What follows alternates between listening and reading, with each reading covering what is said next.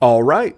And as promised, here they are. I'm not going to give this first guy too much of an intro. He's here every week. He's the man of the hour. He is the man with the power. He is Jerry Sinclair. But we are blessed to once again have one of my favorite people in the Dynasty industry. And like I said in the open, criminally underfollowed on all of your social media, especially if you're into best ball, Dynasty, gambling, and just an all-around good dude along with the occasional snappy comment. He's my buddy. He is at Overhyped Sleeper on Twitter. Dan Williamson, welcome back to the Dynasty WarZone, my friend. Well, thank you. Appreciate you overhyping me yet again. Always goes down well, but right back at you guys. I mean, this pod is just one of my favorites, and it's consistently excellent. And it's just a pleasure to be on here. And I know, I've been studying hard for tonight, and it doesn't matter how hard I studied, you guys are going to come up with some stuff I never even thought of. So I'm excited. Let's go get it. Well, Randy will. I'll be a bumbling idiot over here in the corner. But now, Jerry, you're being way too hard on yourself. Right. And again, Jerry wasn't part of the intro. We'll be doing this as guest season has kicked off, so we will just go straight into our show. If you're listening on podcast, you heard the intro, so don't want to belabor it too much. So we're going to go around the horn. So this year, what's the average, Dan? What do you think the average is on number of new coaches the league gets every year? If I had to guess, I would say it was like 5 to 6 because 7, which we had this year, feels heavy. Yeah, that's exactly where I was at. I was going to say 5.5, so. Yeah, so we're going to jump into this first one. The first one we're going to talk about, and it's going to sound like they're like going in like least important to most important, and maybe they are. And maybe they are because we really have to spend more time on the ones that are going to impact your Dynasty roster. So the first one is David Culley. David Culley is a former wide receiver coach, most recently with the Baltimore Ravens and John Harbaugh, but he has spent time on the coaching staff of Andy Reid. Now, thanks to our wonderful guest, Dan, he did note that Tim Kelly was retained as the offensive coordinator. So I'll start with you, Dan. Do you think the Culley hire was a good hire, a bad hire, or a neutral hire, both in general and for Dynasty GMs? I mean, I guess I would have to call it neutral to bad. I mean, and for me, it's more the process than the actual hire. I find the hire itself to be really curious, but, we don't really have a lot of info on Culley and, what he is because he's been kind of more of a behind-the-scenes type of guy. And, less out front. So it's really tough to say what they're getting. Maybe he's a CEO type. Maybe that's his forte. I'm just not sure. But all I know is with Kelly staying on, the offense should hopefully stay relatively the same. So let's hope it stays that way and they have a relatively decent offense. Jerry, what about you? Good, bad, or neutral? I mean, it wasn't sexy. I'll tell you that. If there was anything that was vanilla ice cream in any of these hires, it was this one. But my question to you guys is, does it matter? I mean, this is not a great team. It's pretty devoid of fantasy and dynasty, relevant players. Did it really matter? Like, if they didn't make a home run hire, I don't think I would have liked them at all. And they did it. They not only did they not do that, they sort of avoided Eric Bieniemy, which everybody did. I don't know if that guy killed somebody and we just haven't found out about it or what it is. I don't know. I mean, he's been in the league. He's been around Andy Reid for a long time. He's been coaching since, a decade before I was even alive. So he has to at least know a little bit about what he's doing. I don't know. I saw it and I went, okay. It doesn't turn the dial for me at all. It strikes me a little bit as a Peter Principle hire,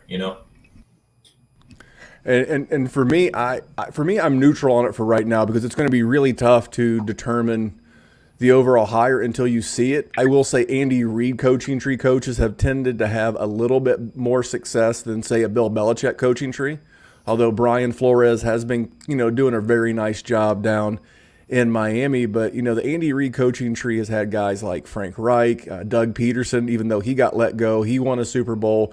Matt Nagy, for as much as we want to question his X's and O's sometimes, he has been to the playoffs twice in 3 years with the Bears. So I'm going to stick with neutral. And I like what Dan said about he's never been an offensive or defensive coordinator. I actually like that. I like the fact that there's going to be some continuity, depends on whether or not Deshaun Watson will come back. That's a completely different rabbit hole for a different day. But I'm going to assume for now, since he's on the roster, he's the quarterback. And the retention of Tim Kelly, Deshaun Watson had a hell of a year. Will Fuller was on his way to the best year of his career, easy. Now he is a free agent. We'll see if he comes back. The team's about $8 million over the cap as we speak. But I'm going to call it a neutral hire until I see. I don't want to instantly do that in bad. Isn't it good? Is it good or bad for existing players? I'm going to call it neutral as well. I don't want to be a cold fish on this. And any dynasty moves I'm considering making, out of every team we're going to cover tonight, this one right here is the hardest one to make dynasty roster moves, except for Deshaun Watson. If you can use any of this news to be able to acquire Deshaun Watson. Now, Jerry and I were talking before Dan jumped on with us. Dan, I'll ask you, is there any team that Deshaun Watson could land on that would make him fall in your dynasty rankings? Hadn't really thought about it that way, but I mean, I'll rephrase it. Is there a team so bad that it would be worse than what he's currently dealing with in Houston? No. Okay. No, is there any definitely team? not. Is there any team that he could land on that would make his dynasty value? For me, he's my QB2. I think Jerry's got him at 3 or 4. That would vault him ahead of guys like Patrick Mahomes. No. So his value is basically the same whether he's a Texan, whether he's a Jet, whether he's a Dolphin. He's a top, we'll just say for the sake of argument, he's a top 3 dynasty QB regardless. So this coaching hire does nothing to change that for me. I would be low-key interested in Will Fuller if the band is back together. And by the band, I mean Tim Kelly, Deshaun Watson, Will Fuller. I think they'll keep Brandon Cooks. He may have to restructure because he's due like $12 million. I think David Johnson is all but gone. That's a big cap savings for them. J.J. Watt could be gone. But from a dynasty standpoint, I'm not making any moves. But if I can get someone who's not thought through the Deshaun Watson process the way that we just did, who's maybe nervous, then maybe I'm making a cheap offer. I just helped one of our Patreons get Deshaun Watson for the 102 and the 107 in a Superflex league. So we walked away feeling good. Do either one of you guys have anything about this roster or the players in general about whether it's good or bad or anyone that you're moving on?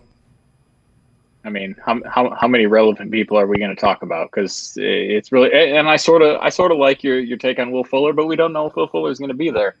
Yeah, I think it's Deshaun Watson or bust, really. I mean, as far as like relevant guys that you're confident going forward with, I mean, I'll take Brandon Cooks if you're giving him away, but I'm not going out looking for him.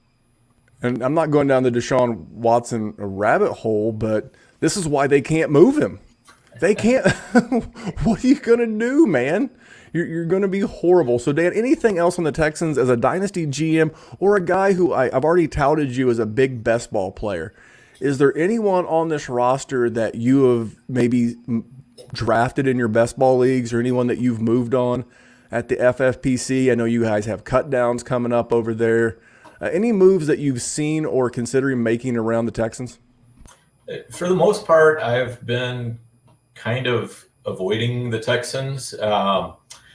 In best ball, I do have a little bit of David Johnson just due to where he's falling in drafts, but people seem to be a little bit nervous about him. Some people are going ahead and taking Fuller and Cooks pretty close to where they would normally go, but they occasionally fall too. So, I think Fuller's going to be gone because, I mean, he's going to, he just had a 6-game suspension. He's going to be suspended for one more game yet to start the next season.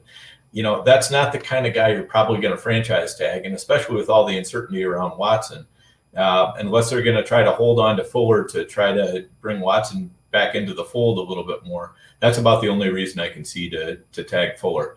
Cooks, they can let him go for free. There's no dead money attached to him. David Johnson, like you said, he's a big cap savings. Duke Johnson, they have no dead cap attached to him.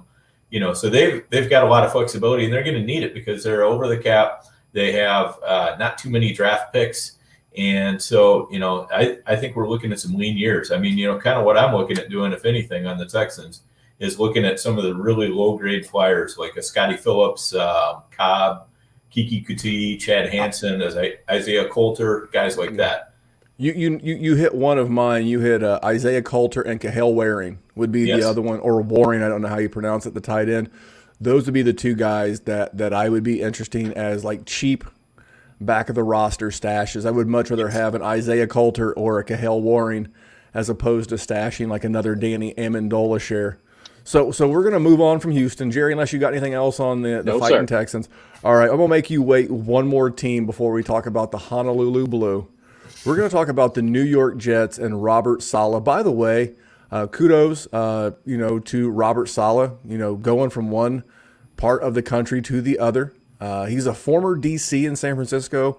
His offensive coordinator is going to be Mike LaFleur, not to be confused with brother Matt LaFleur of the Green Bay Packers or Peter LaFleur from the movie Dodgeball. This is Mike LaFleur.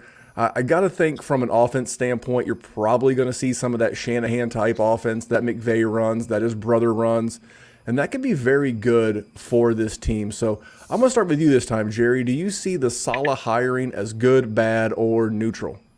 I think it's a good hire for the Jets. I mean, he was a good defensive coordinator. I actually was pretty gosh darn certain that this man was going to be the next head coach of the Detroit Lions. He went to high school in Dearborn, right up the road from me. He's been a Michigan guy. He was a coach at Michigan State at one point, and the Lions did what the Lions do. So I think it's a good coach for them. I don't know if it's going to be a great thing for fantasy. The thing about defensive guys when they go to the league, they make their defenses better for the most part, unless you're Matt Patricia, and that is not exactly conducive to fantasy points because you are keeping the score down. I don't know. I think it's good for the Jets, and they're going to be in a much better situation than they have been. I will say this. It's going to be better than what Adam Gase did because that was awful. That was an absolute atrocity to any and all eyeballs that had to watch it. It should have been a crime for injuring every single person's eyeballs that had to watch that garbage. So is it better? Yeah. Am I confident it's going to be good? I don't know. I think that's out. You guys tell me what you're thinking about it. Well, I'm going to kick it over to Dan now. Dan is an NFC guy. He is a Minnesota Vikings fan by way of Baylor down there in the great state of Texas. Dan, what do you make of the Saleh hire? And, is it good, bad, neutral? I mean, I'd like to think it's going to be a good hire. He's definitely a high energy guy. The players seem excited about playing for him, but he's the opposite hire of Gase, as Jerry said. It's like a lot of times when you fire a coach, you go the opposite way the next time. A lot of times it's defense versus offense. It's, players coach versus authoritarian coach, things like that. And, so we have somebody with a personality, somebody who probably seems like they're going to be more shape the scheme to the players than the players to the scheme. And, those things tend to bode well. But again, I held out the same hope from Todd Bowles, and that didn't really happen. But hopefully it will happen for Saleh. Well, for me, I'm going to say this is a good hire today unless he pulls a Matt Patricia and he focuses too much on the defense.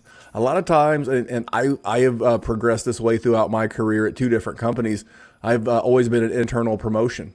And sometimes the tendency is to fall back on what you were always good at, and you tend to work down a level. And that's my fear with these guys that went from a DC is he going to spend too much time on the defense? Is he just going to let Mike LaFleur have the total reins of the offense? That makes me a little bit nervous. But the one thing I do like is you both mentioned he's a very rah-rah guy. Well, this is a team, I believe, with 5 picks inside the top 100 picks, which means they're going to have a very young team. And the rest of their roster is also very young. Their best players are very young. You got Mekhi Becton. You got Denzel Mims. You may or may not have Sam Darnold.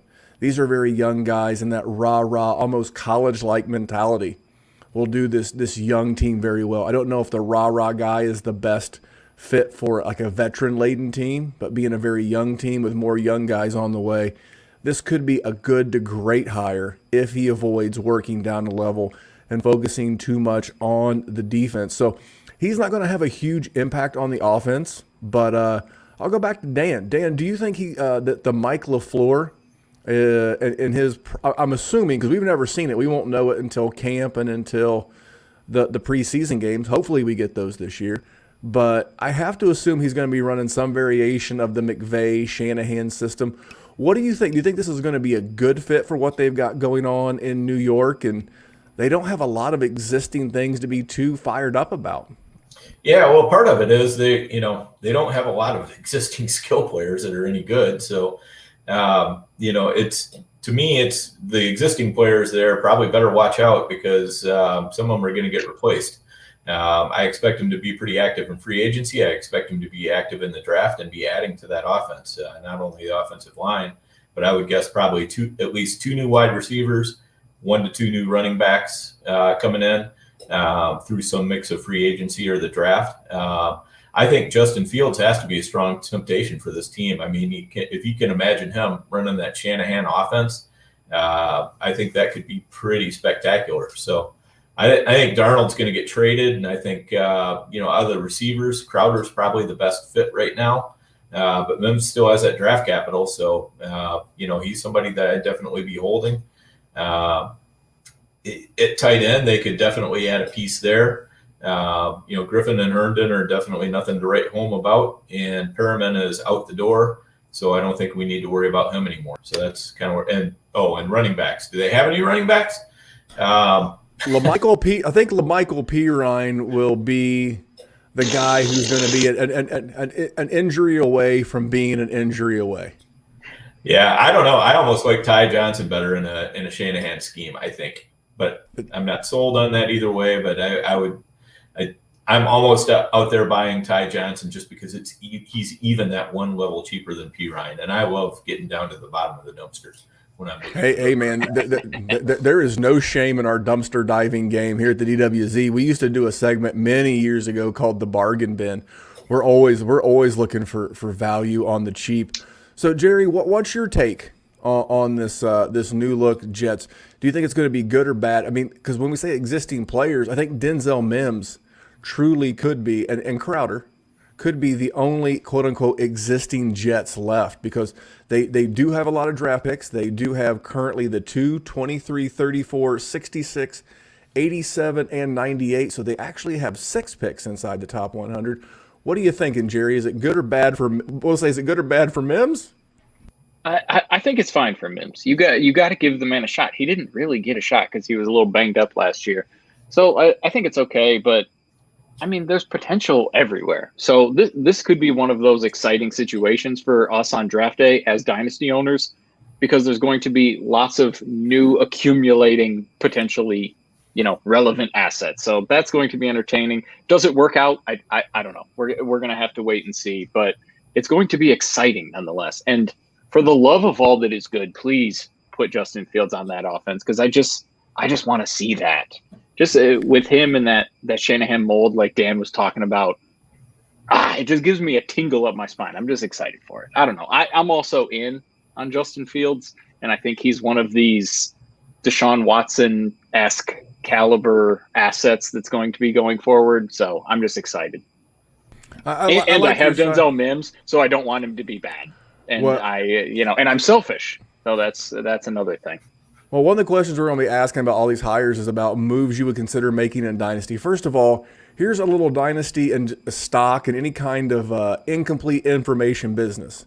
You cannot wait until you have all the information and expect to find value. You have to do some deductive reasoning and be able to figure out where the value is going to be, because once you know once all the clues are there, everybody's working with the same information. So my biggest fear is with another great wide receiver class in front of us and this many picks inside the top 100, it's going to be very, very hard for Mims to not get competition, on top of the fact they have $73 million, the second most cap space in the league, and it's a pretty good wide receiver class. You got Allen Robinson, we talked about Will Fuller, Juju Smith-Schuster. I know I'm missing a couple of guys. So don't think for one second the Jets won't want to surround, either if they decide to keep Sam Darnold, I doubt it, but they could, or if that they bring in Justin Fields or Zach Wilson. Don't think they're not going to make sure and do what other teams have done for their young quarterback and stock the cabinet with lots of weapons, the same way that Buffalo has supported Josh Allen. I think lots of new toys are coming to the Jets. And the guy that I'm looking at right now, if I was looking to make a dynasty move, I'm low-key in investing and kicking tires on Sam Darnold. You got to sell the, hey, he's going to get replaced. You don't know where he's going. Here's the thing, much like the Deshaun Watson question, is there a spot that he could go that would be worse besides Houston? I guess he could get traded to Houston with picks for Deshaun Watson, but are there many spots where he could go, in your opinion, Dan, that would be worse than the Jets? Like if he wound up in Indy, what does that do with Sam Darnold's dynasty value? Yeah, worse than the 2021 Jets, maybe not, but worse than the 2020 Jets. There's no chance that he's going to go anywhere worse. No chance. Anything for you, Jerry? No, I don't know how you could possibly argue against that. It's been gross. And another thought on that too is if they trade Darnold, there's going to be one more top 100 pick that's going to be thrown into the hopper for the Jets. So, the competition's definitely coming.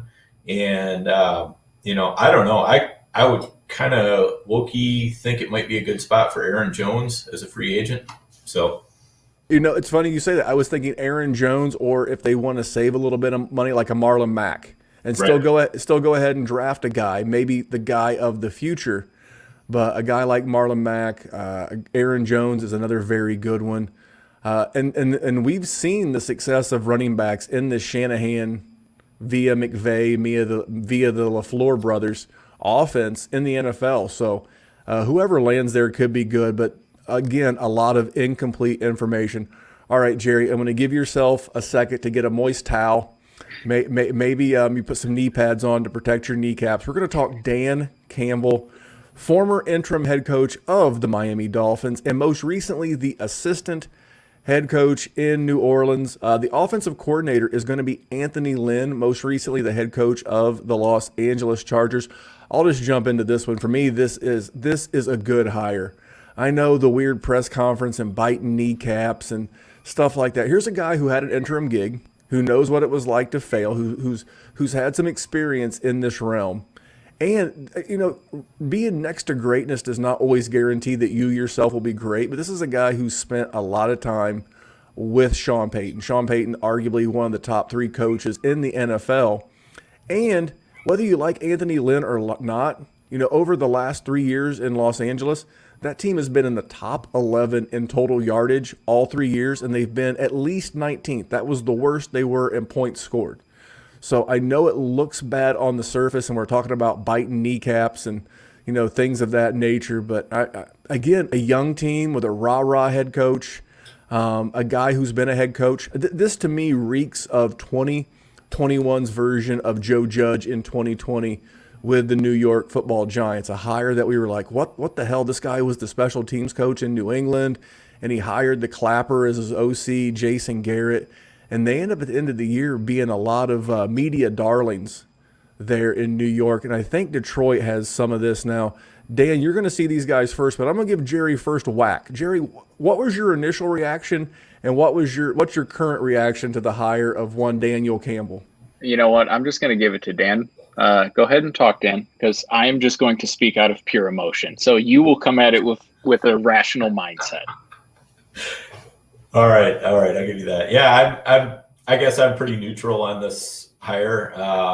I do like Campbell as a person. I think he's somebody I would enjoy spending 3 hours together with in a fishing boat. And he's definitely the opposite of Patricia. When you talk about opposite hires, he's definitely that. But this team, I think, has a pretty tough job ahead of it to be competitive. I do like the staff that he's put together. I love having Anthony Lynn in there. And so I think there are some ingredients for success, but, they've got a long way to go on defense. They've got a couple of, they're losing some players on offense. So, I guess the way I look at it is I'm tempering my expectations. I expect this to be possibly better for real football than for fantasy football, at least to start with. But, we'll see where we go from here. What do you think, Jerry? I'm about it.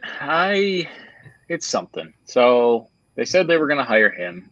And initially, come on, man. Like, why do they always do this to me? Every time I get a little bit of hope. First, you fire Matt Patricia, who was an absolute embarrassment and never deserved to coach ever. And Bob Quinn was a piss poor GM, worse than Matt Millen, because Matt Millen did awful things for the Detroit Lions, and Bob Quinn was even worse. So they bring this guy. So I'm going to give him a chance.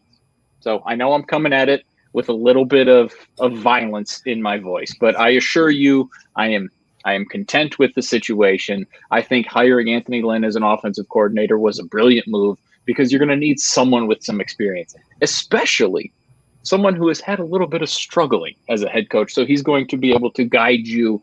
This is what I did wrong, which is essentially my dynasty strategy. Everything I mess up on, I just try and learn from it. So I think that's what Anthony Lynn's going to do to Dan Campbell.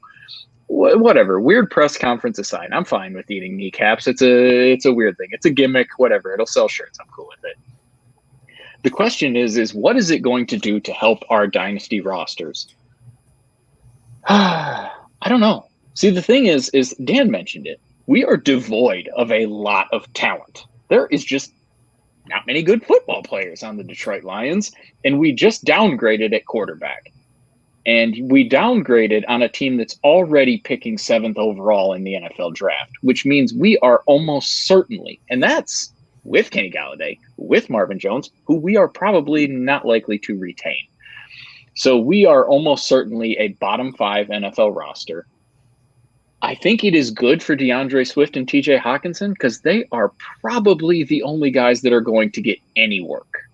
And if we do decide to take a Jamar Chase or a Devonta Smith with the 7th pick, I think Jared Goff can get them the ball. So I think they will get a nice rookie boost. I think they'll be one of the rookies that are in a nice situation if they do go that route. Is it going to be a good play long term? Only time will tell. I don't think it's the worst. It's an improvement on the Matt Patricia, Bob Quinn era, but I think you guys hit it. It was another one of those moves that was not sexy. I really, really, really wanted to hate it because we have 2 types of fan bases here in Detroit. We have the overly optimistic ones that just guzzle the Honolulu blue and silver Kool-Aid down, and they think we're going to win the division, which is just Dan knows. That's the stupidest thing he's ever heard. And then there's ultimate pessimists like me that think we're the worst team in the league. So I don't think it's as bad as I think it is. I think it's closer to sort of what you guys are saying. Randy, I think, has not been bitten too many times by the Detroit Lions. I think he's a little too optimistic, but I don't think it's that bad. Hold on. You act like the maybe on defense. I'm a dynasty player. I'm a dynasty GM. So for me, my focus is on the dynasty side. Last time I just did some research as you were flapping your gums there, and the Detroit offensive line per Pro Football Focus last year was the 13th ranked offensive line in the league, so not horrible, above average. Average would be 16. You're probably going to draft a Devonta Smith or a Jamar Chase type wide receiver. More than likely, they're right at cap neutral right now. They're like $900,000 over the cap, easy peasy, lemon squeezy. So maybe they bring back Marvin Jones. You mentioned off air, he has a business there locally, so maybe he would be interested in staying. You got a guy that we're a big fan of, TJ Hawkamania. So you have Hawkinson. You know, how hard would it be to get a cheap slot wide receiver? You have a running back that we all love, at least I do, DeAndre Swift. So it's far from the cupboard being bare in Detroit. The defense is bad, so I see some shootouts in the future. And we can make fun of Jared Goff all we want. I mean, all the guy's done is put up 4 straight 4,000-yard passing seasons. And, you know, we can give some credit to McVay, but I also heard, and I'm not comparing Jared Goff to Tom Brady, but I heard about how Tom Brady was a system quarterback not too long ago. So can Jared Goff be great without McVay? Probably not, but can he be serviceable for Dynasty as a QB2 who can give you QB1 games? Absolutely. If you run Jared Goff out there against the Bears, that's a you problem. If you run Jared Goff out there against a shootout against the Packers, I'm with you. I'm with it. He plays in a dome 9 times a year because he gets the 1 game in Minnesota. I'm about it. So Dan, what is your take? And is there any dynasty moves you're making on the Detroit team? Well, I would first off like to just thank Detroit for doing their level best every year to keep the Vikings and the Bears out of the basement of the NFC North division. And I would also like to say that if you're going to buy one player on this team, go out there and buy DeAndre Swift. I mean, if anybody looks like a young Austin Eckler, it's him. And Lynn is the perfect coach for a guy like that. So I'm all over Swift. I think Hawkinson is a good buy as well. And I'll be interested to see what Jared Goff does away from Sean McVay. I mean, that relationship was getting a bit dysfunctional. Everybody likes to say, well, it was, Goff's the idiot in the room, but I don't know. McVay seems like he might be a little bit of a hothead too. So maybe some of it's on him. Maybe a change of scenery will do Goff good. I would definitely hold on Goff. I don't think he's a sell, but give me all the Swift that I can possibly get. With both hands. Jerry, anything else on the boys in Honolulu Blue before we duck out for a quick break? Nope, I think we're good.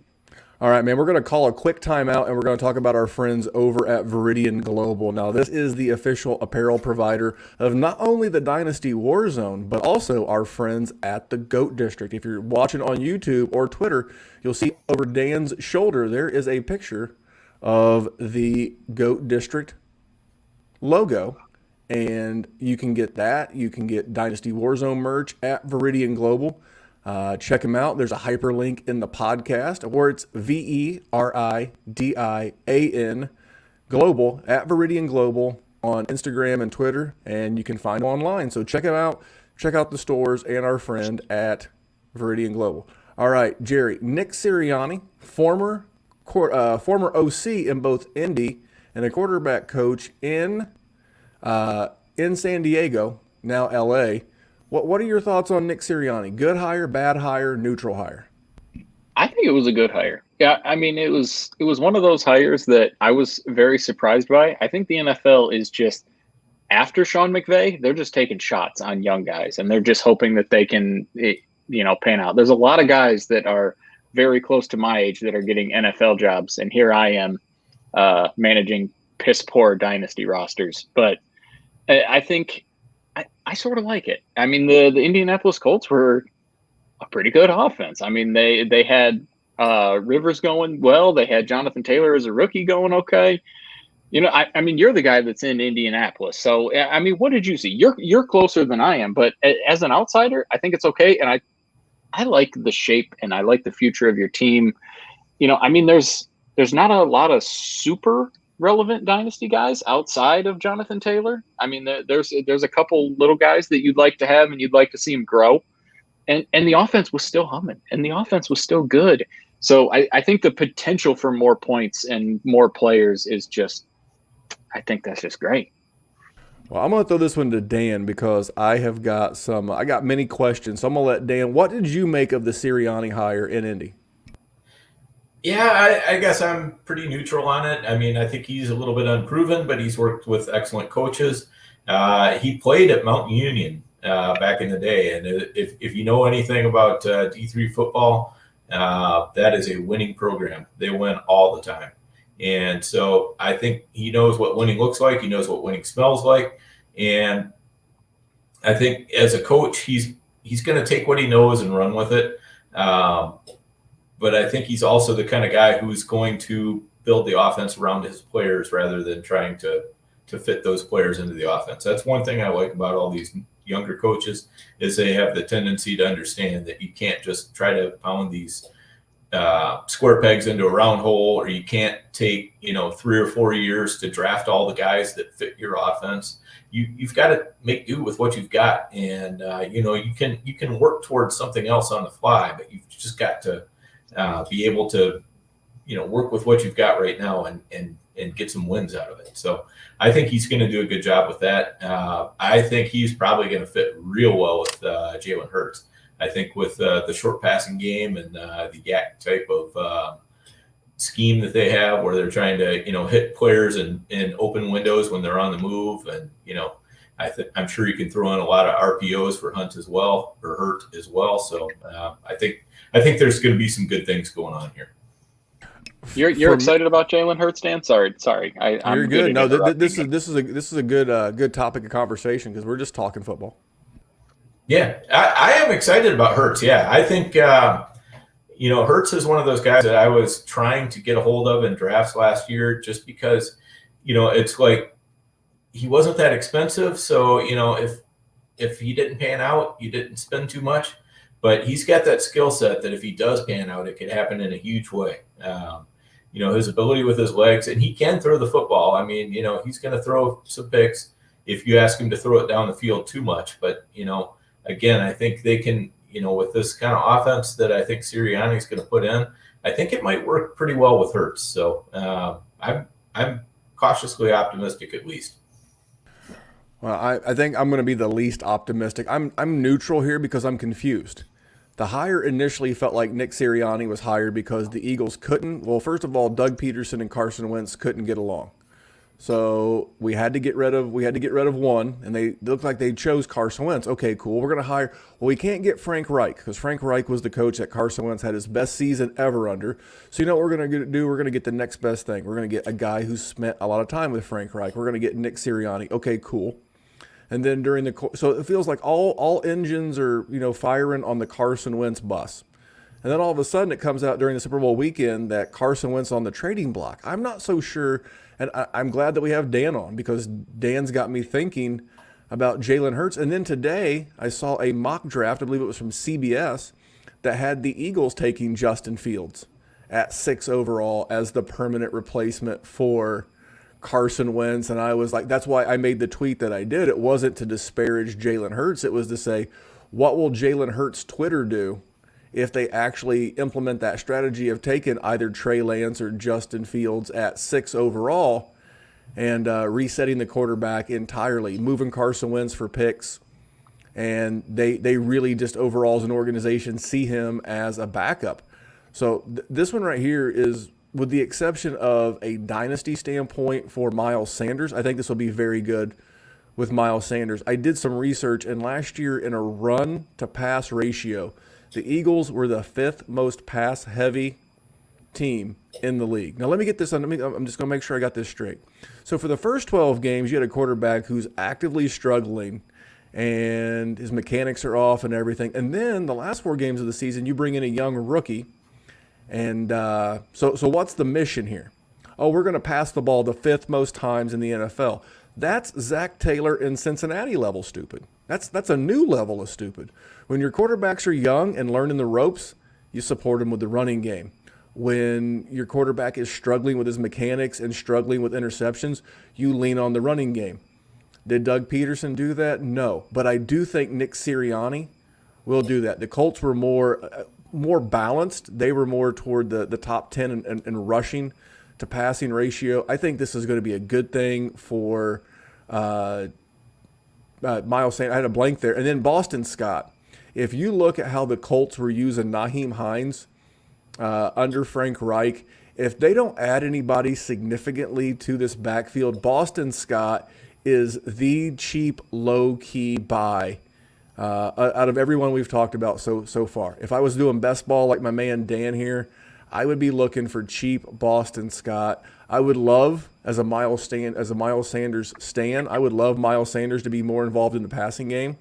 I don't know that that's the case. I think if you want to at least guess and take a snapshot of what the offense could look like, you just want to go back and look at what Indy did toward the end of the season with Taylor and Hines, and that could very well be what you see from Sanders and Scott. So I'm going to kick it back to Dan. Dan, anything from a dynasty standpoint that you're looking at, either to acquire, move? I know there's rumors of Ertz. Are you a Goddard guy? Give me some thoughts on on the impact on the players and players you're moving on. Okay, yeah. So first off, let's talk Boston Scott a little bit because in best ball leagues, he's going after the 20th round, sometimes several rounds after the 20th round. If that doesn't tell you where people are on him and versus where they should be, that's a super strong indication that you can probably get out there and get it for really cheap right now. I'm also on the Sanders bus. I like Ertz just because I think he's going somewhere else, and I think he was hurt last year. He's never had that much athleticism, so he's never had to rely that much on it. But I think he's probably going to bounce back a little bit somewhere else. Goddard, I would say, he's either a hold or a buy. If somebody's selling him, for a decent price, I'd go ahead and buy him. But most people I've talked to are pretty high on Goddard, and I think they're rightfully so. So he's more like a hold for me. What I'm curious from you guys is, what do you think about the wide receivers? Rager, Alshon Jeffrey's gone, right? But then what about Greg Ward, Travis Fulgham, Rager? What are you guys thinking on them? Jerry, you want to go first? Or you want me to go? I mean, I'll go because I don't have a ton to say. I would have loved to seen Travis Fulgham actually get some work. He looked like he was going to be your best player for about a month, and then you just decided you didn't want to use him, which was sort of that whole situation with Miles Sanders there too. Mm-hmm. Jalen Reagor, listen, as a prospect, you love to see him. We all love to watch the man play at TCU. We thought he was going to be something, and there was little bits. We saw little plays that gave us a little bit of hope, but nothing with consistency. I think his name cachet makes him more expensive than I want to actually pay for what I think I'm going to get right now. Honestly, I mean, I know they took J-Jaw in the second round. They took Reagor in the first round, I think, and they keep trying, and they haven't hit. I still think they need to look elsewhere. Randy, what you got? Well, the wide receiver position, I'm with Dan. Unless you get someone absolutely slipping, you're not going to get any value on Dallas Goedert. The assumption is he's going to go to the moon. The Frank Reich / Nick Sirianni offense has tried to feature the tight end, but I agree with Dan. Dan actually, I don't know where he's going to go. I do think that Mr. Zach Ertz is going to leave or get cut in a money saving. They can save a little bit of money. Not a lot, but when you're like 30 some odd $1 million or whatever it is over the cap, and soon to be more when you move Carson Wentz because they're going to incur a big dead cap charge for moving him, you got to rely on the cheap talent. My only fear is they have 3 picks inside the top 100, and one of those picks I feel like is going to be a wide receiver. Even if they go a quarterback at 6, they're going to get picks, maybe a pick or 2 for Carson Wentz. The one thing you do know about Philadelphia is they're not going to be dabbling in the free agent market. They can't afford it. They have got to save their shekels. So you just have to gamble on which one of the wide receivers is most likely to have a counterpart, a redundant asset drafted to that team. Are they going to draft an alpha to be the number 1? Then that hurts Jalen Reagor. Are they going to draft a complementary piece? That hurts Greg Ward and Travis Fulgham. So again, if you knew all the answers, you wouldn't be able to make a move cheaply. So if you think one guy is safer than the other, or you want to invest at a cheaper level, say like a Fulgham, and you want to throw like a late third at him, I'm fine. I'm cool with that, because I think this is going to be a good offense regardless of who the quarterback is. But man, I like Zach Ertz, and for all the Zach Ertz haters in Dynasty, I believe he's 9 to 12 months younger than Travis Kelce. The tight end 1 across the board for just about every Dynasty service in the world, Zach Ertz is younger. So if he were to land in Indy, maybe they don't get Carson Wentz. Maybe he lands in Indy. Maybe he lands in L.A. to replace Hunter Henry, who's a free agent. Zach Ertz could maybe even land in Green Bay. There's a lot of spots he could land, and his value would be right back to the moon. So if there's anyone that we've talked about so far whose value is depressed, it's Zach Ertz. And if you can get him at a cheap price, I am going to move. So we're going to talk about the LA Chargers and their soon-to-be free agent. We talked about free agents last week, Jerry. Don't get too excited. We know you and our reviewer love the tight end position, the big fan. But we're going to talk about Brandon Staley. Now, Brandon Staley was the 1-year DC of the Rams, and his offensive coordinator is going to be the grandson of the great Vince Lombardi. It is Joe Lombardi, who was most recently the quarterback coach of the New Orleans Saints. And I forgot to mention, it's too late now, we've already passed on, but the new offensive coordinator in Philadelphia is Shane Steichen, who was most recently the offensive coordinator in L.A. with the Chargers. So I'm going to go back to Dan. Dan, do you like the Staley hire? And what do you think about this offense in general? I like the hire. I mean, I don't know, obviously he's had a meteoric rise through the coaching ranks, but I am a fan of precociousness a little bit. I think people who succeed early tend to keep succeeding, and so I've been managing in the restaurant business for ages. I've hired a bazillion people over the years, and I can usually tell within the first shift or 2 about exactly how well somebody is likely to work out. Occasionally I'm wrong. Occasionally there's somebody, that if you keep putting enough work into them, they turn out to be pretty good. But usually you can spot the ones that are going to be excellent almost right away. And that kind of is the type of person that Staley seems to be, because he's been poached from a couple staffs on his moves up, and so that says that somebody kind of got their eye on him and liked what they saw, and then he went into the next job and did well there. So I like that. Lombardi, well, he sort of, Jerry, you might have a little bit of familiarity with one Joe Lombardi, huh? Yeah. So first, I'm going to start by saying I loved the word precocious. I did have to Google it while you were talking there. So that's awesome. And I think Brandon Staley sort of falls into that mold of they're just hiring young guys just to see if they can hit a grand slam. Joe Lombardi can rot in the deepest pit of hell with Matt Patricia. Here, I pulled it up because I knew we were going to talk about Joe Lombardi at some point. Let's talk about the 2014 Detroit Lions. Mind you, this was an 11-5 Detroit Lions team, which comes around once a generation. Let's talk about the offense that they put up. Let's see. 7 points, 19, 14, 17, 24, 22, 26, 9. Then they had back-to-back 34s, and then 16, 20, 20, 20. Awesome. So not good enough to win. Luckily, that happened to be the Ndamukong Suh, Nick Fairley. We actually had a good defense that year. Darius Slay was on that team too. Next year, they get fired at 1-6. Let's talk about the offense. 28 week 1. All right, Joe Lombardi is ready. 16, 12, 10, 17. Oh my goodness, 19 and fired. The rest of the season with Jim Bob Cooter, who can also rot in the deepest pits of hell, at least he did better. They cracked 30 points 3 times, cracked 22 more times. Listen, you have to learn, and there's some, if you are going to be a precocious person and you are going to grow, you gotta take your lumps. So maybe there's a chance he grows. I think it's definitely a better situation offensively than he faced in Detroit. So I have not been nice to the man. I will say that right now, but I don't think it's going to be as bad as that, because that's what the Detroit Lions do to people. But I wanted to use Dan's word of precocious. I'm going to use Randy's word of trepidatious here.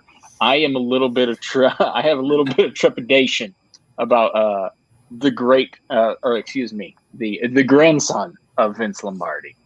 All right, well, maybe he'll run like the wing T or something like that with Austin Eckler and Joshua Kelly. I love the Brandon Staley hire. I had the fortune one day of listening to the radio, which I don't do a lot. Normally I'm a podcast guy, but I was listening to him on Fox Sports Radio. And it literally took about 2 minutes of the interview for me just to be absolutely blown away.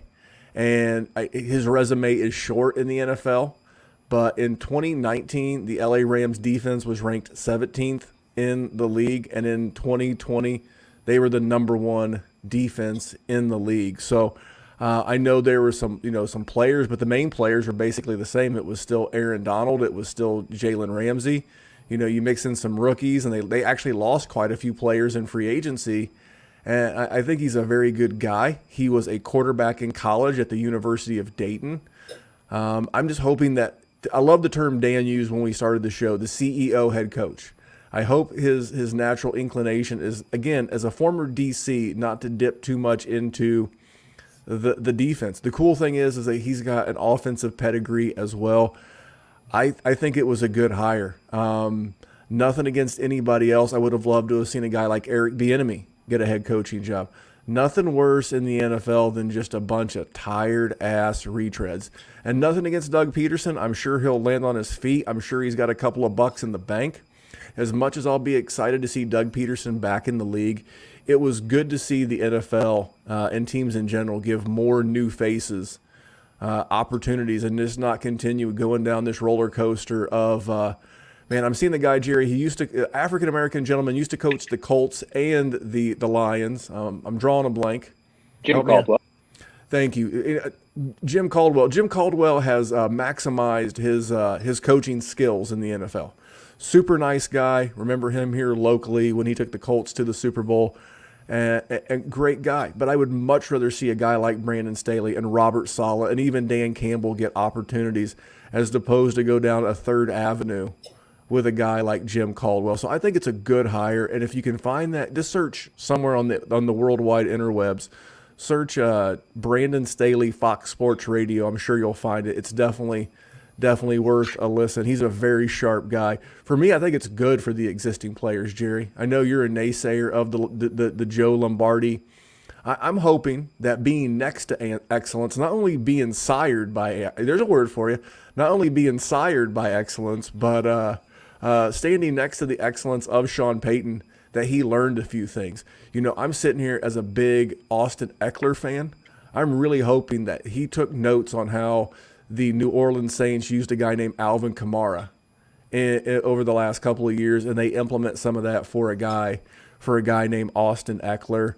I hope Keenan Allen can continue to run a lot of slant routes, because that's what Mike Thomas did in New Orleans. I think overall it's a good move, and if there's one move I'd be looking to make, I do think they let Hunter Henry walk. I don't think they re-franchise tag him or extend him. So you might look at Donald Parham as a cheap, especially. I know Dan, I'm going to let Dan talk about him too. Dan's a big FFPC guy. I know the Goat District podcast is sponsored by the FFPC. That's a tight end premium outfit. So Dan, I'll just go straight to you. Anything good or bad with the existing players, and is there any dynasty moves you're making based on what you know today? Yeah, so a couple things. I mean, I like how the coaching staff is saying all the right things about they want to play to Herbert's strengths, and they want to play fast too, which I love hearing, because that just means more plays, more chances to score points.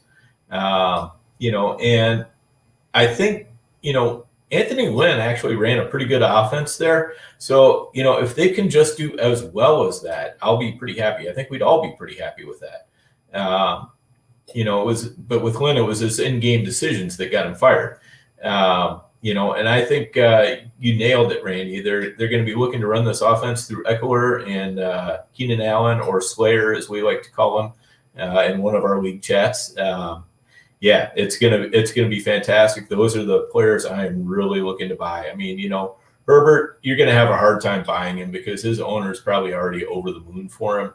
So if you can pry him loose, great, but probably can't without really overpaying. But Eckler, if you can find that owner that's worried, well, he's going to turn 26 here, and he's going to be old. He's got white mileage. I'm buying. Keenan Allen, again, he's kind of over that age curve where people are starting to discount him just based on the age. I'm buying. I mean, what was his speed coming out, like 4.7 something? He's never been fast. So he's going to age well.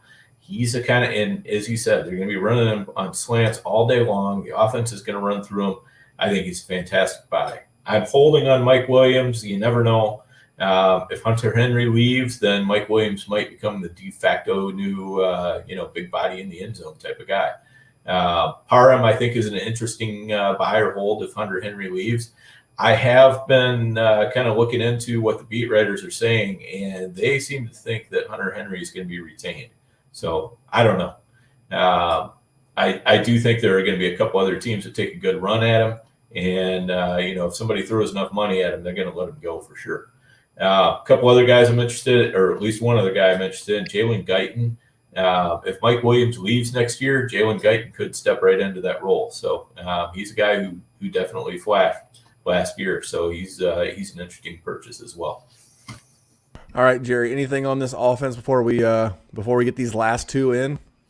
No, I think Dan hit it. I think you're definitely right on Justin Herbert. If you can get him, by all means. I mean, a young guy that comes into the league and does the things that he did, I mean, that's unbelievable.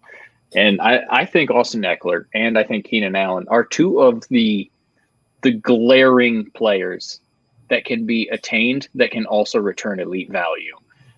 For all the reasons that Dan said, Keenan Allen, that bell curve where you start to become a descending asset as the narrative goes, Keenan Allen is past that. And yet he just is so fun to watch. He's just dominant. He's great. He's the guy that I always get thrown into leagues because every time there's always that new sizzle, and you can flip that new sizzle for Keenan Allen all the time. Austin Eckler, injured, 26, late, quote unquote. breakout in the NFL, easily attainable. Two guys that should really be added to a lot of rosters. I'm excited for this team. And you said, maybe Joe Brady, Sean Payton rubbed off on him. Listen, I'm sitting here with you guys, and I am still dumb as a box of rocks, so I'm not sure if that actually works, Randy. Well, I agree with that last statement for sure. I'm the Joe Brady of this show. Not the Joe Brady, the Joe Lombardi of this show. I just want to throw a little love to my man Mike Williams. Can a guy who averages almost 17 yards a catch in the NFL, can he get some targets, please? I know Keenan Allen's really good at football. Can a guy get some targets? Here's a guy who's got 100. I'll make sure I get this correctly. He has got 151 career receptions. 118 of those have been first downs. For the love of God, can we give this man some targets? I was talking with a good friend of all of ours, Eric, the Shiva, at the Shiva 82 on Twitter, and he was telling me that this guy's going in like the 17th round of best balls. If he's going in the 17th round, we're talking about a guy that, now he's never put them together, but he's had a 1,000-yard season and a 10-touchdown season. If he puts that together, that is an absolute steal that late in best ball. So we're going to jump into the last two, but before we do, we're going to call our final timeout and tell you about the Patreon. Patreon.com/Dynasty WarZone. And it continues to grow. We welcome 2 new members already this week. And that is our official community. And that's what everyone's looking to be a part of, is a community. Sometimes, I know Jerry always feels a little weird, but sometimes you feel a little bit weird because you love fantasy football more than your average league mate. You just love it. You want to talk about it 24/7. And with those Australians, we can certainly accommodate you there. So this is a safe place to talk Dynasty, play Dynasty. We'll be doing our startups here soon. I know MFL just did their changeover. We'll be going into rookie drafts, and you're guaranteed to be in a league with either me or Jerry. Now, Jerry's not the sharpest knife in the drawer, so he might be your choice, but you're going to get me, you're going to get Jerry, and if your league chat dries up around now that the Super Bowl's over and doesn't pick up till rookie time, we got you covered there. So come on over, patreon.com/Dynasty WarZone. Come hang out with me and make fun of Jerry, and it's a good time. So patreon.com/Dynasty WarZone. All right, the final two. We're in the home stretch. These next two, one's going to be interesting because of the name brand, and the other one's going to be interesting because of the talent already on the roster. Atlanta hired Arthur Smith, former offensive coordinator of Tennessee. No significant offensive coordinator, as he has stated to date that he will be calling the plays. Dan, are you up, down, or neutral on Mr. Smith? I think it's a solid hire. I think he definitely deserves a chance. He's a good play caller, and most importantly, he got Dean Pease out of retirement to fix that defense. There's nobody who can fix a defense like Pease. What he did for the Ravens, what he did for the Titans was fantastic. I mean, you saw what happened after he left the Titans. That defense went south in a hurry. And so I think that's going to help him. I think he's got a guy who can really handle that side of the ball, which is going to allow him to focus a little bit more on the offense. And I'm a big believer, same as you, Randy, that, it's better if that head coach kind of sits back and doesn't get too deep into one side or the other. But if you're going to get deep into one side or the other, you better have somebody who really knows their stuff on the other side. And Arthur Smith has at least got that. So I think it's probably going to be pretty good. We'll talk about the skill players in a minute, but what do you guys think about Arthur Smith? Listen, I thought it was a good one. I mean, we're talking about yet another 30-something getting hired, but the dude was good. I mean, it's tough to say what he's going to replicate because it is hard to replicate what Derrick Henry does, because Derrick Henry is a superhuman tank that defies all laws of physics. Human beings that monstrous should not be able to do the things he can do, and yet he does. But even the passing game, so they didn't have tons of yardage. I think they were in the bottom 10 of the league in yardage. But what they were is very efficient. I mean, you look at they had 33 touchdowns, 7 interceptions. That's what Deshaun Watson did. Yeah, yes, Deshaun Watson had, I don't know what it was, like 40, almost 5,000 yards. And Tennessee was not anywhere near that. But he is effective at calling the plays and at the passing game. And I think the one thing that I'm really looking forward to, and I'm getting a little bit ahead of us right now, whichever running back lands in Atlanta, whether they are extremely successful or not, the narrative surrounding them is going to be with Arthur Smith and what he did with Derrick Henry, especially if they go running back relatively high. I think the value of that running back is going to skyrocket. Now, whether they put it all together themselves in the league, sort of like a Clyde Edwards-Helaire situation. It didn't matter what running back got drafted. When the Kansas City Chiefs took one in the first round, immediately the value skyrocketed. And I think that same thing is going to happen in Atlanta because of Arthur Smith there. I think it's a good hire. I think they need to turn it around. I think, Matt Ryan is at the end of his rope there, but he's still efficient. He's still able to move the ball. He's still got Julio Jones, still got Calvin Ridley. It's not the worst situation that you could inherit offensively. Randy, for the love of all that is good, tell these people what you got on Hotlanta here. Hotlanta. Well, first of all, this will not matter to a lot of people, but just think about you yourself. Think about moving from one part of the country to another. I actually like, this is a small thing, but it's a thing. A man that's moving from Nashville to Atlanta, that's not a culture shock. You're not taking a guy, he grew up in the Memphis area, his dad founded FedEx. You're not taking the country boy like me and putting him out in like the mean streets of LA. You're not putting him in New York. You're putting him in Atlanta. Now, it's a huge city. We were talking about airports before we hit the record button. It's a major city, but it's still got that feel. So, just from that pace of life for him and his family, because all of that impacts everything. So I think it's good there. And I tweeted this about 2 or 3 weeks ago that three teams are going to mint a new RB1 for Dynasty based on their situation. One is going to be Pittsburgh because James Conner is more than likely gone. I don't think it's Anthony McFarland, but I think it'll be a rookie in Pittsburgh. I don't know who it is in Seattle. They could retain Chris Carson. They still have Rashad Penny there. But Seattle, with them running to run the ball even more, is going to mint a new RB1 in Seattle. And the third one was the Atlanta Falcons. They are going to mint a new RB1. I saw a friend of the show and recent guest, Jordan McNamara, at Analytics of Dynasty, and he was like, Leonard Fournette to the Atlanta Falcons, pour it straight into my veins. And that sounds like a great idea, except Atlanta's currently $23 million over the salary cap. So as you're doing your rookie shows and as you're hanging out with us and we're doing our mock draft Mondays and we're having guests on talking rookies, you want to start remembering the names. Is Atlanta going to use the 4th overall pick on a running back? Probably. That would be dumb. I'll just say it like it is. It would be very dumb. But could Atlanta use the 4th pick of the 2nd round on a running back? They absolutely could. And I don't know that, like, if a Najee Harris falls to Atlanta, a man of his size. Now, I don't know how much I would love Travis Etienne there, but a man of Najee Harris, if he falls to the 4th overall pick in Atlanta, to the moon and back would be the value. For the rest of the guys, I think it's a pretty good hire. I think he'll use Calvin Ridley. Julio Jones is going to be there. I think Julio Jones, Dan, where's he going in best ball right now? He's going in the 4th round right now. So that's all right buy. All three of us just did the same thing. Like, yeah, okay, all right. Like bobblehead night here at the Dynasty WarZone.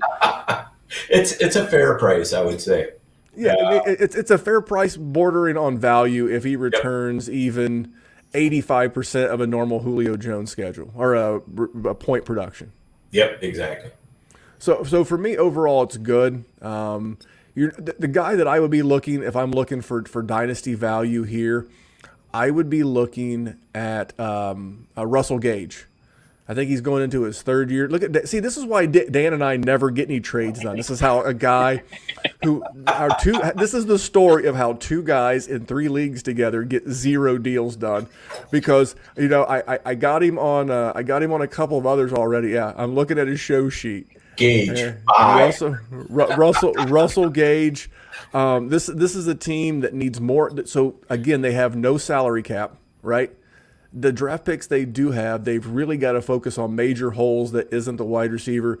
And when you're paying Julio Jones 20 some odd million bucks and you're getting ready to have to pay Calvin Ridley a bunch of money, do you really want to invest what draft capital you have in wide receiver? Probably not. So I'm really looking at his last name's Graham. I think it was Jarrett Graham the backup tight end behind Hayden Hurst.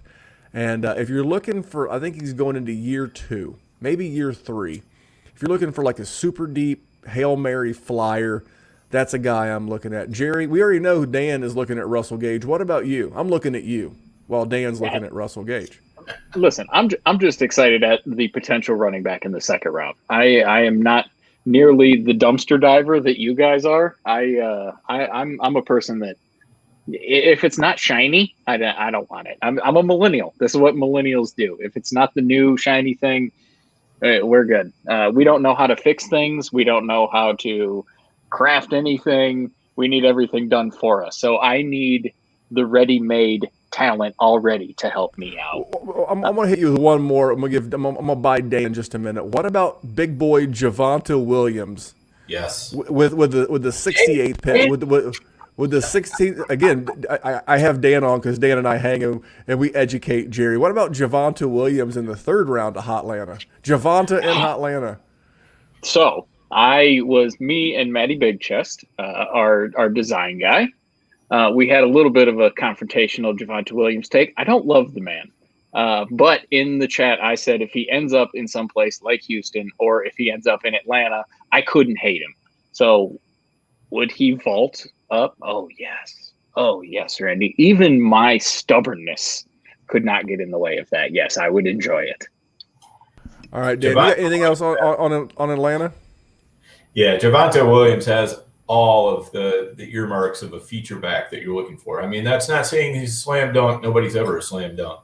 But he's got everything you're looking for. He's got the size. He's got the speed. He's got the hands.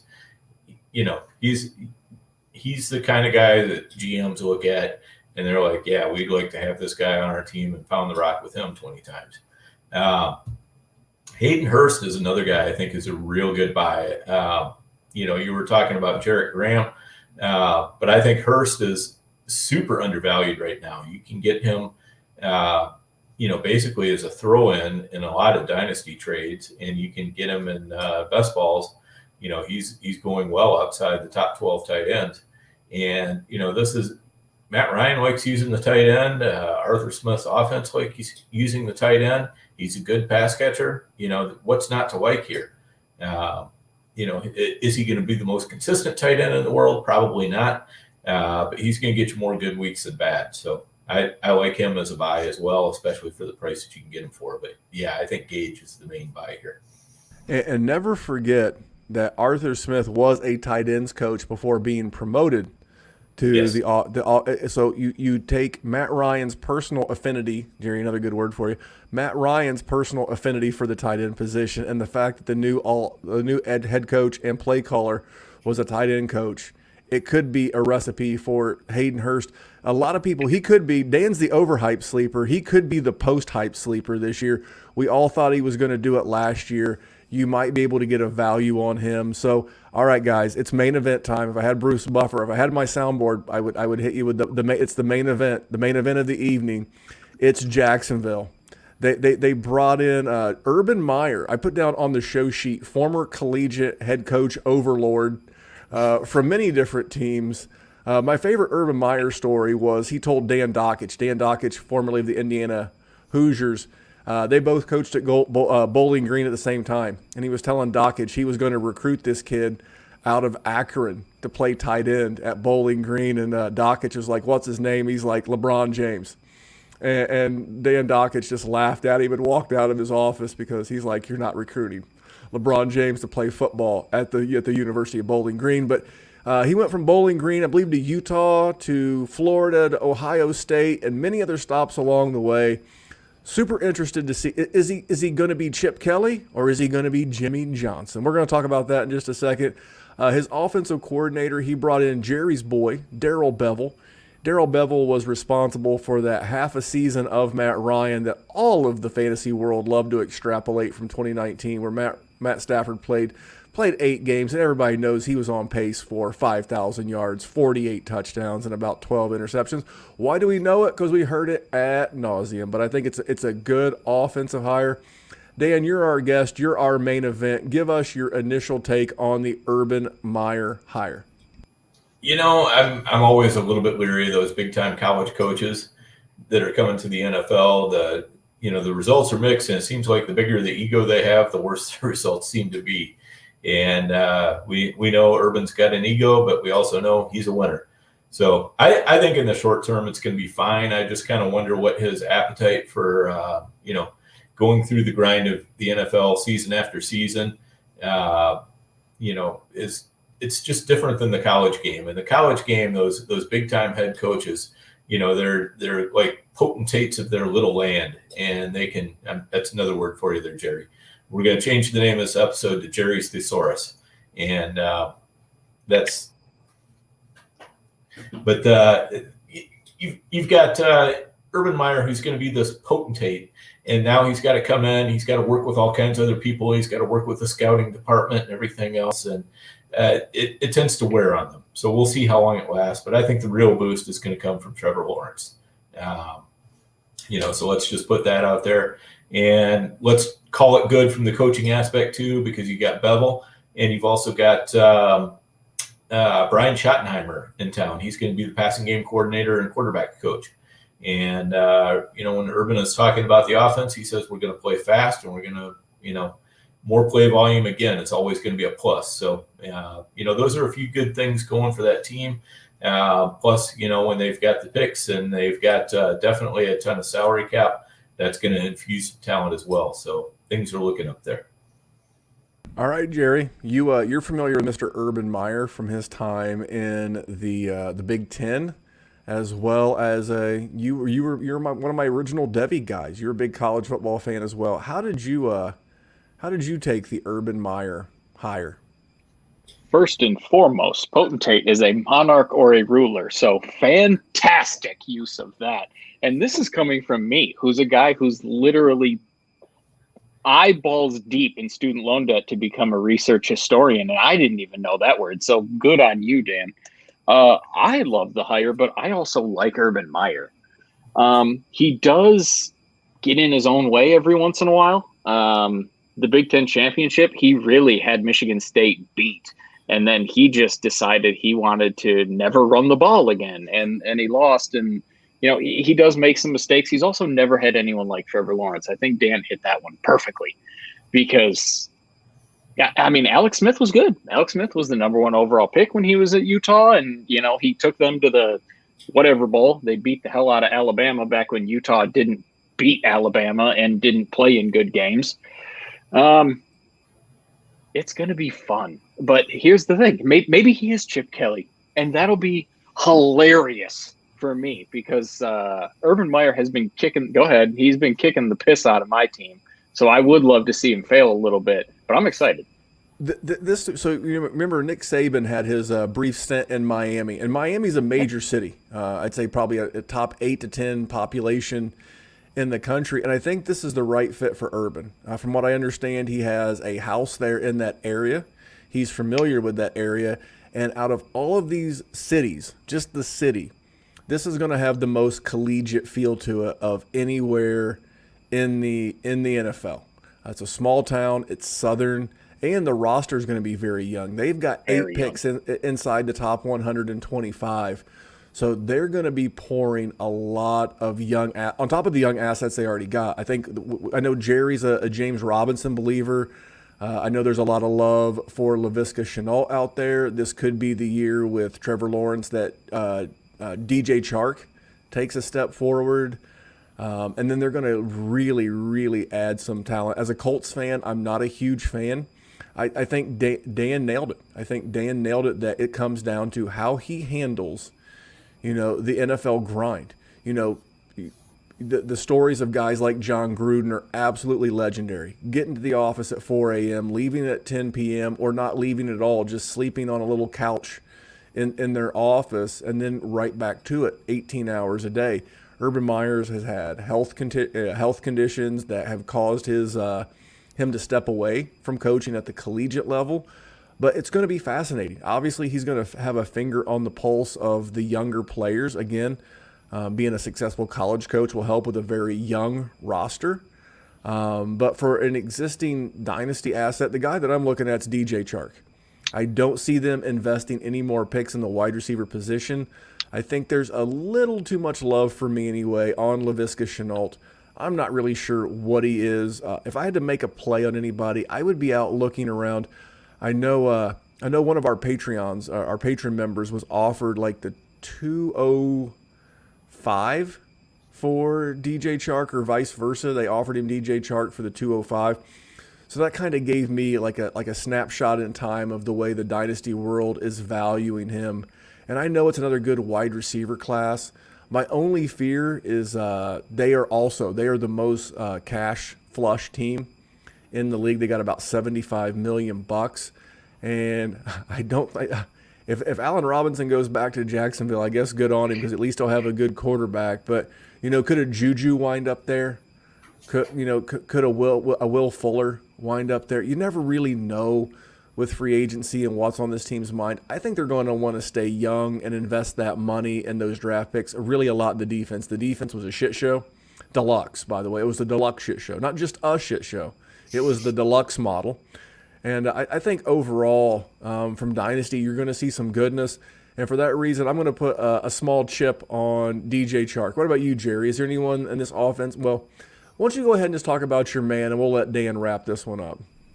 I do like me some James Robinson, but I actually want to ask you guys about Laviska more. Dan, are you in on Laviska? I am. I think, like Randy said, it's getting a little overheated, the market for Laviska. But I do think he's a solid asset. I own him in several places. I was trying to acquire him basically all year, and I was able to get him a little bit cheaper, during the year than what he has been since the year ended. And so in most places I'm holding, but I have turned a couple of those shares too, and just taken a little profit on that, putting it somewhere else. So I think Chenault's fine. I do think DJ Chark is the big buy here in the wide receiver core. I agree with Randy 100% on that. I think he had a little bit of a disappointing season last year after that really great 2019, and that's turned people off because he had one really he did nothing as a rookie in 2018, comes out of nowhere in 2019, and then everybody buys in and he disappoints them. So you've got that I'm never investing in him sect of people that are probably looking to unload it. I'm just going to triple down then on DJ Chark. I think he's going to be 25 this year. He was relatively young when he came out. He had the big second season. We're not dealing with Gardner Minshew and the mustache. I mean, Trevor Lawrence is a different ballgame, and Urban Meyer is a different offense. I think this is apples and bullets. Like we're comparing two completely different situations. I am very excited for that situation. I think DJ Chark is one of the great values that you should go acquiring, and I still am all aboard James Robinson. If you watched Ohio State at all, they based their offense around the run. Yes, he made quarterbacks look well. He had Dwayne Haskins throwing 50 touchdowns in an 11-game season, which we've seen how Dwayne Haskins looks. He's had lots of quarterbacks like that. JT Barrett didn't do anything. Cardale Jones didn't do anything, but he made that offense hum. He had them winning national championships. He had them in the college football playoff. It's a different game. It is. But if you watch them, the basis of their offense was always to run the ball and tire you out, and they passed it to the running backs. I mean, Carlos Hyde and J.K. Dobbins, they have had lots of guys. I am so excited for James Robinson. I'm extremely excited for all of the people that Dan is talking about in DJ Chark, because you're out there. Hey, you're listening right now, and you don't like DJ Chark. Jerry, let's do the very basic what a lot of other Dynasty podcasts are going to do. Let's play along on our way out the door. Are you familiar with a man named Kenny Golladay? I am. Do you remember when a man named Kenny Golladay had an offensive coordinator named Darrell Bevell in the good Lord's year 2019? I do recall. And Mr. Golladay had 64 receptions for about 1,200 yards and 11 touchdowns. Kenny Golladay is 6'4". What do you know? DJ Chark, 6'4". Both guys around 200 pounds, a little bit beefier with Kenny Golladay.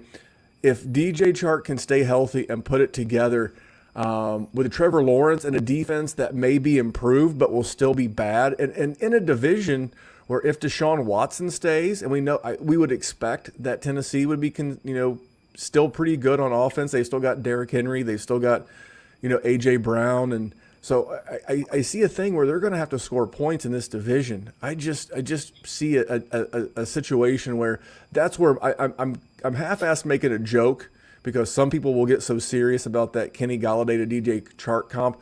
But I also love getting players in a contract year. Oh, and guess who's going into the 4th year of their rookie deal? Ring, ding, ding. His name is DJ Chark. He's got a lot of reasons to play for. So that's why I'm on him. But that's why we're on these coaching hires, because there are nuggets and things that you have to think about just deeper than, okay, cool. We want to go a little bit deeper. This is always one of our longer shows of the year, but we always bring on our best guests for the coaching hire. Dan, thank you so much, man. What do you and JD got going on? I know you guys are doing a Wednesday podcast. You're hosting about 9 bajillion best balls. What else do you have going on before you go on vacation? Yeah, so we've got the podcast tomorrow night. We're going to have somebody you were talking about earlier, Jordan McNamara, is going to be on tomorrow night. He's always a great listen, one of my favorite guests for sure. There's hardly anybody that I enjoy talking dynasty theory more with than Jordan. He's just fantastic, and we're firing off a few other shows. We're doing some spinoffs from the GOAT District. We're gonna do one for commissioners. We're gonna do a show. We still have the Quarter Milli Billies, which is now the Half Milli Billies, which is detailing winning contest leagues. We're gonna do the best balling. I'm gonna be in charge of that. And, of course, the flagship GOAT District, as always, focused on Dynasty. So got a lot of stuff going. Maybe get into DFS a little bit. We've got somebody lined up who might be able to give us some help on that. So we'll see how that goes. But we're just trying to, get out there and catch a few more listeners and, see how many people we can help out. Yeah, Dan is a blessing, and he can bless your ears every Wednesday night on YouTube at the GOAT District YouTube channel, and then that dude converts over to podcast as well. So anywhere where you find us, you can find the boys of the GOAT District. And just like we've, started our own network, they're starting theirs. I know his co-host JD also does some MMA. If you're a mixed martial arts fan like me, JD also does some of that. So make sure you're tuned in, and just make sure you follow Dan. Don't try to trade with him. Dan used to be my arch nemesis until we started the Patreon, and I ran across one of our Patreons named Whitney. She is my current number one nemesis, but Dan is a close number 2. So listen, Dan, thank you so much for jumping on, guys. Support Dan. Follow him everywhere you follow us. And real quick before we sign off, I want to give a shout out to Draft Best Ballin' on Twitter. And then Maddie, JD, and looks like Kyle for, hanging out with us on the YouTube. So thank you all for the support. We'll be back here next time. And on behalf of Dan, Jerry, and myself here at the DWZ, we are just trying to make the world a better place for fantasy football. I'll be back here on Thursday on YouTube, Dynasty Happy Hour Contracting. See you then, guys. Thank you.